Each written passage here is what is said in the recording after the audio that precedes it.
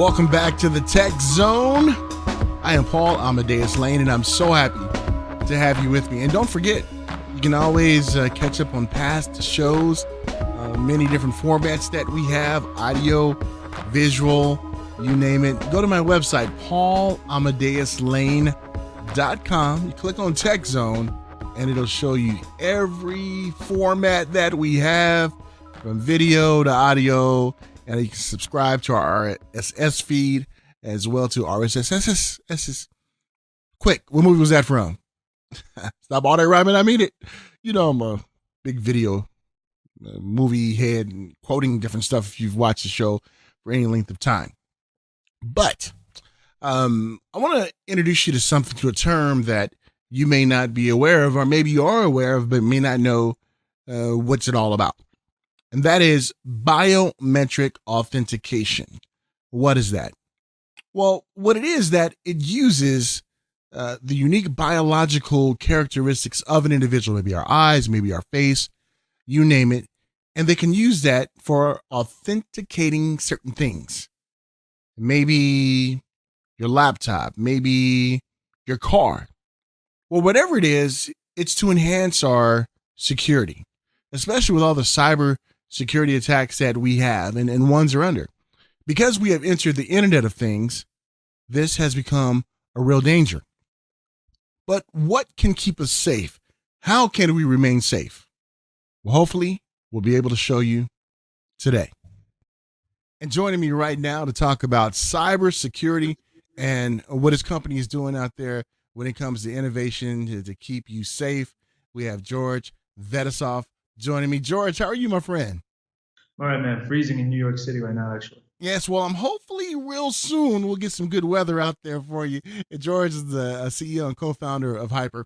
So, George, when did you guys know you wanted to tackle this as a mission of the company? Because your background, e-commerce, security, when did you know you wanted to take this angle when it comes to cybersecurity and also the biometric security out there?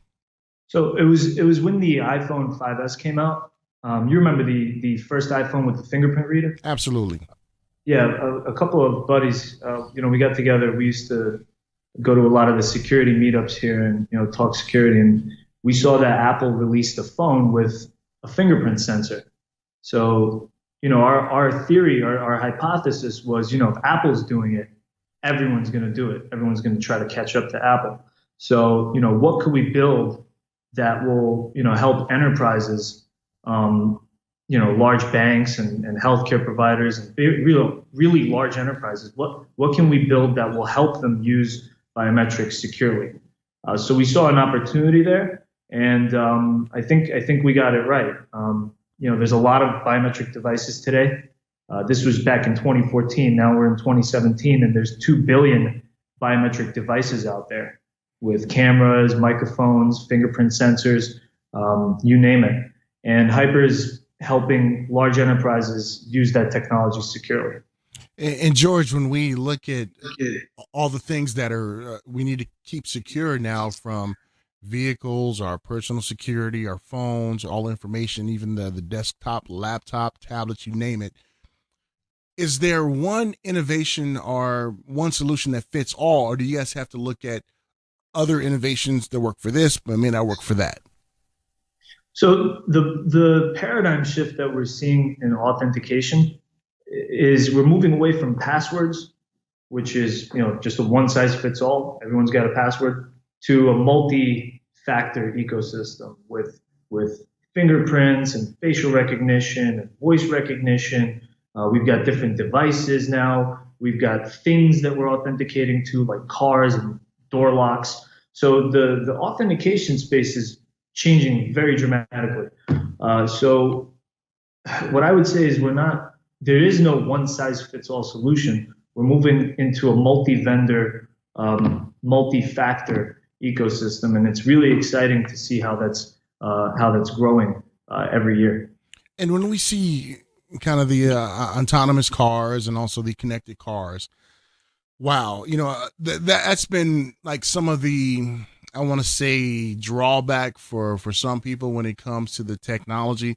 I embrace it. I love it. But one time I saw an episode of CSI, and they had this one cat crack into the computer, man. I think that scared everybody. So when you see stuff like that, how do you kind of let people know, okay, talk them off the ledge? Okay, it's going to be okay because we have a solution that can take care of it. The unfortunate reality is you can't talk anyone off the ledge in cybersecurity. If it connects to the internet, chances are it's going to get hacked. Now we're connecting things to the internet that, we probably shouldn't be. Cars, homes, these are, pretty sensitive areas of our lives that probably should stay disconnected. However, the world is moving towards an IoT and Internet of Things. So now we really, we can't stop it. So we might as well think about how can we secure it. So to answer your question, I don't think that there's a, one size fits all. I don't think that there's one way to make people stop worrying about the different types of attacks on the IoT that we're going to see. But as long as we work towards securing these systems and not just sit here waiting for attacks to happen, we're going to stop the bad guys, as much as we can. I remember growing up when the whiz kids used to break into IBM mainframes. What IBM used to do was like hire the whiz kids and put them on the payroll. But nowadays we see the cyber attacks happening, everywhere in the world, no matter where you're at.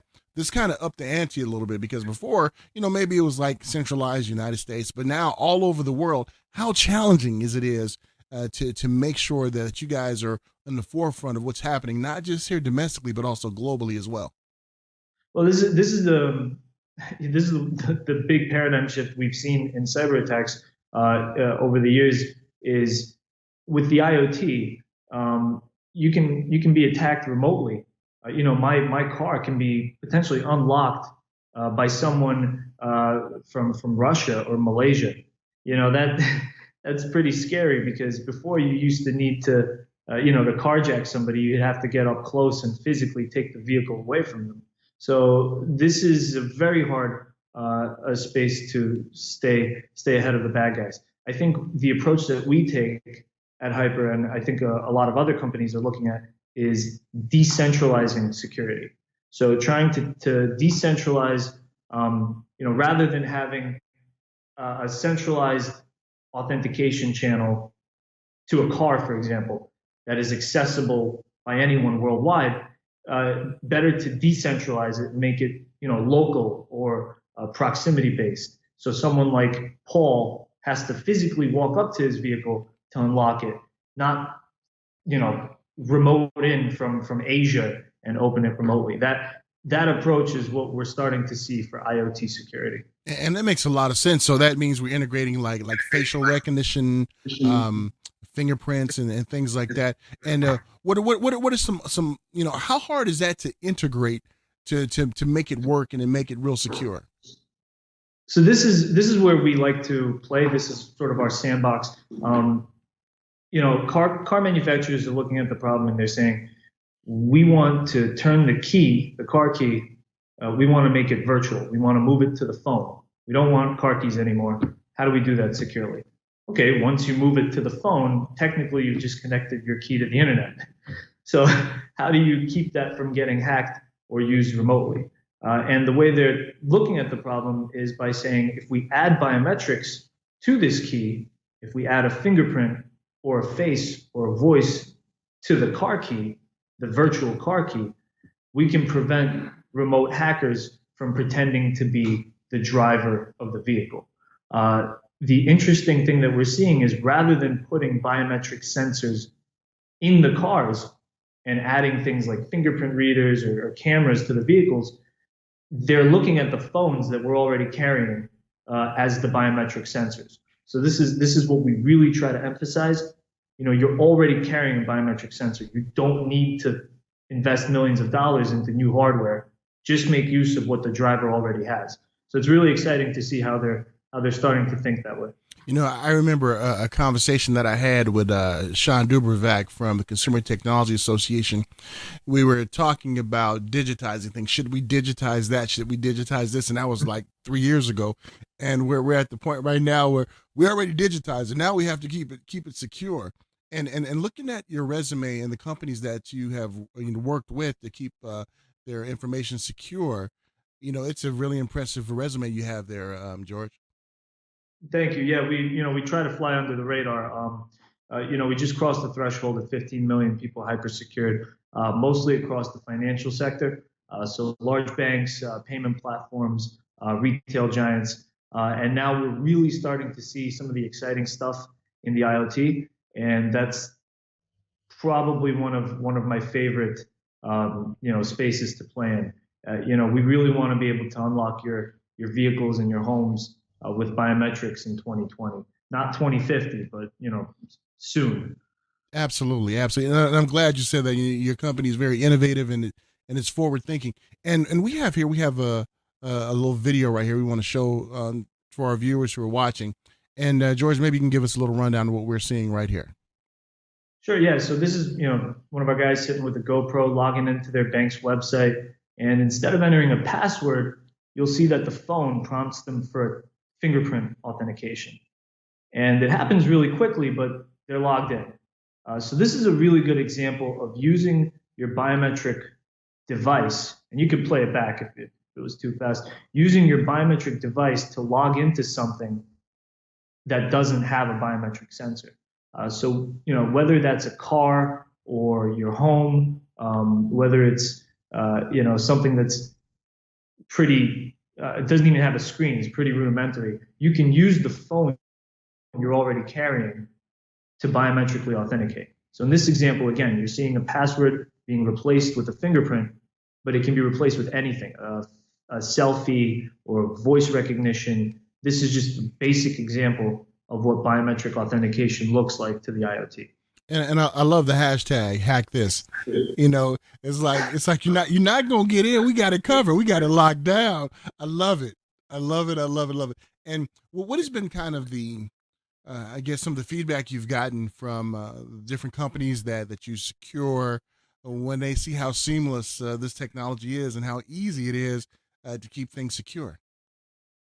Well, it's certainly a breath of fresh air for them. Typically, when large enterprises like banks work with security vendors like HYPR, they get lots of complicated pieces of software or really complex integrations that they have to do. Security is typically complex. Security usually decreases usability.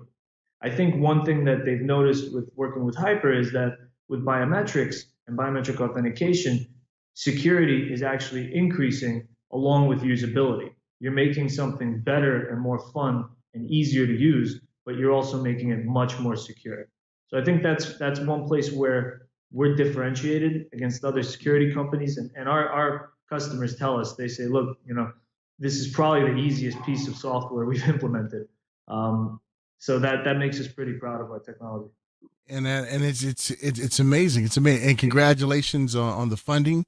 We saw that press release, and it really shows that not only do you believe and the team believes in the vision, but also others do, that this is something that we definitely need to have out in the forefront. Now, for businesses out there, George, who are leaving themselves up vulnerable, what kind of advice can you give them right now to go on their device right now, look you guys up, and give you guys a call? Give them some good advice on how important it is for them to make sure their stuff is secure.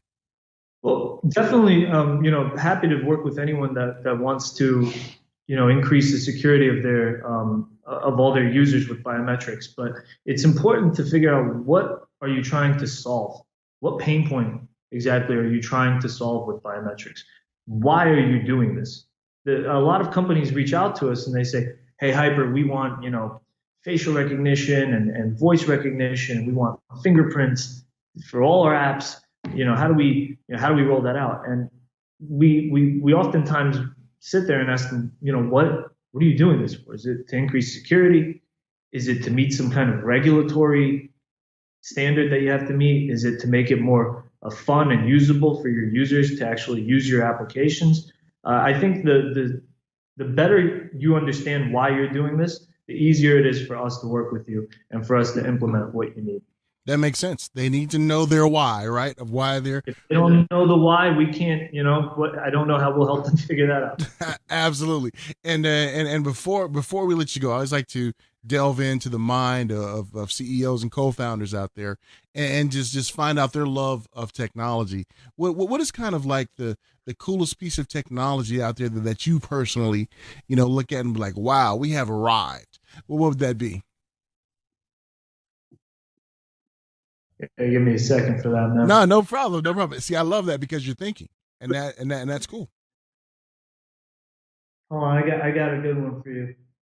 I could not believe that I was playing Final Fantasy VII on my Android tablet recently, and this was my favorite game when I was growing up. This is PlayStation. This is why we bought the PlayStation in my family, to play that game. And I'm sitting there playing it on an Android tablet. And I'm thinking to myself, if you told me 20 years ago that I could carry around this game with me and play it while I'm walking to work, I wouldn't believe that. It's the simple things that make me happy and excited about technology. That to me is, wow, we have arrived. No, and I appreciate that because last year at Comic-Con in San Diego, I actually interviewed Takashi Natsui, who actually produced the movie for Final Fantasy, the King's Glaive, and I was also talking to the organizers at Square Enix about the expansion and everything. And that's one of the cool things that I was like, wow, this is pretty cool. That technology now, what I used to play in my Super NES, I can take it on my phone now. So it's pretty cool. Pretty cool. It's amazing. I'm more impressed by that than I am by connected cars, to be honest. I hear you. It's the little things, my friend, and I tell you, they're huge, and it's amazing of where we have arrived. And before we let you go, is there anything else you'd like to articulate about HYPR that you would like our listeners and viewers to really be aware of, especially when it comes to cybersecurity? Yeah, I would probably talk up the New York enterprise software scene for a minute. I think there's a lot of great companies out here. When we started out, the New York startup scene was, still growing. A lot of the technology here was consumer facing, ad tech, digital media. But I think there's a huge enterprise software scene here that is starting to rival the Valley. So I would say anyone who's, thinking of moving out east, New York City has a massive enterprise software scene. I think it's phenomenal, and you would not regret it if you were part of it here. Awesome. The only thing is that weather, right? if you have a North Face, if you have a Spider, if you have a ski jacket, you'll be okay. Definitely. I got an old bomber jacket, with my old Pumas with the fat laces. Can I hang out there? You got Timberlands, bro? You're good. Got them too. Hey, let's talk about this website right quick. What will ones learn when they go to this website? So this is it's funny actually. Our new site launches fairly soon. One of the things that we really try to emphasize is the user experience on our site. So if you do log on, you'll see a whole lot of technical information about what is HYPR, how does it work. But there's a lot of great material there for you to really see what's the user experience of using these technologies. And once you hone in on this is what I want for my users. I want them to be able to send a message with their eye. That's the why, and the what is HYPR. That's how we'll help you. So definitely log on, request a demo. Happy to work with you, and we'll get you off the ground. Well said, George. Great talking to you, my friend, and we'd love to have you back on again when you guys release some more of that great innovation out there when it comes to cybersecurity. You'll be unlocking your home pretty soon with HYPR. I'll talk to you soon, Paul. Have a great week. You too, my friend. We'd like to thank George Avetisov for joining me from HYPR. I tell you, it opened my eyes about biometric authentication. So make sure you check him out, check out his company, as well as all of our great guests that we've had on this edition of the Tech Zone. Don't forget, like to catch up with me, follow me on social media, find out what I'm doing. PaulAmadeusLane.com. Well, this is the end of our show. Until next time, remember, always leave a person in a better mood in what you received him. And what's the other one I always say, Alan and Sean? Turn someone's frown into a smile. Yes. Until next time on the Tech Zone, I am Paul Amadeus Lane. Don't forget, check out our weekly Tech Zone reports too. Take care of yourself.